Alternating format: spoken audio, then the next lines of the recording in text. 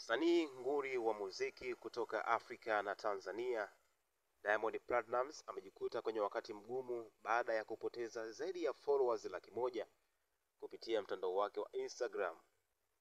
Hii ni baada ya kupokea ukosoaji mkubwa kutoka kwa mashabiki zake, akionekana kukiunga mkono chama tawala.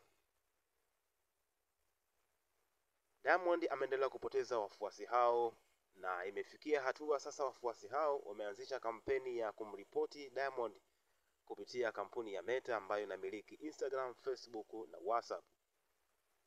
Ripoti hiyo inasema wananchi hao wanataka Diamond Platnumz afungiwe akaunti yake. Lakini Diamond Platnumz amejitokeza na kutoa neno kwa wananchi hao baada ya kupitia kipindi cha maandamano na baadhi ya vijana kupoteza maisha katika maandamano hayo. Diamond kupitia ukurasa wake wa Instagram ameandika, Mwenyezi Mungu ndiyo mpanga wa yote, na hapajatokea jambo pasipo yeye kutaka, na kila jambo hutokea kwa sababu, inshallah.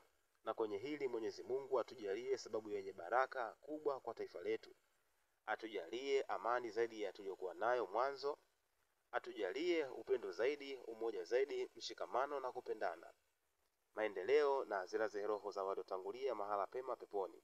Akaweka na emoji ya kushukuru pamoja na emoji ya kopa hii na bendera ya Tanzania. Sasa baadhi ya vijana ambao walikuwa wamemfollow pamoja na wale ambao walikuwa hawajamfollow wameanza kuiripoti akaunti ya Instagram ya Diamond Platnumz.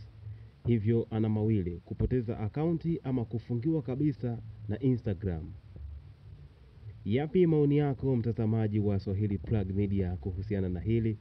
Tafadhali subscribe, like na comment, lakini pia usisahau kutufollow kupitia Instagram @Swahili Plug Media.